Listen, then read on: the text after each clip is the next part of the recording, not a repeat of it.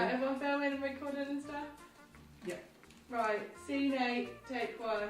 Working on sound in another production, I used my knowledge from previous work to ensure that the sound was at the correct levels and came through nice and clear.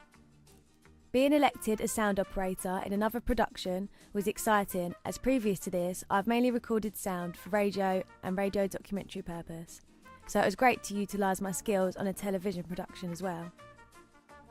This production was filmed over 3 days in 2 different locations.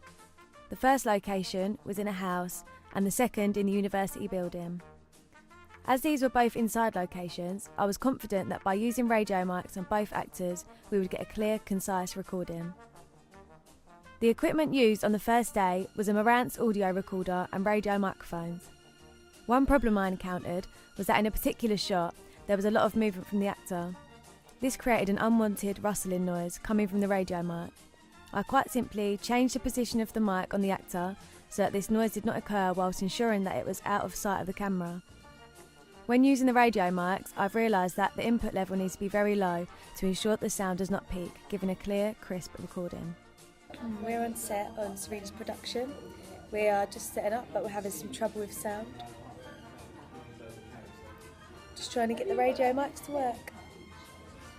On day 2 of the production, in a different location, I encountered another problem with the recording devices. I was still using the Marantz and radio mics, but I could not pick up any sound, so I tried changing the batteries and switching the plugs over, but sound check showed that I was still not receiving any noise. Looks like the radio mics aren't actually working, so we're going to have to go and get them changed. We decided to plug the radio mic into the camera to see if the Marantz was what was causing the problem. This time the sound came through but was very bad quality. Finally, we changed Marantz for a Zoom H4n, which eventually worked after fiddling around with the wires. We've plugged the radio mic into the camera and it works now. I put this fault down to wiring in the radio mics, as I had to hold them in a certain position to receive any sound. After an hour, we could proceed with the recording.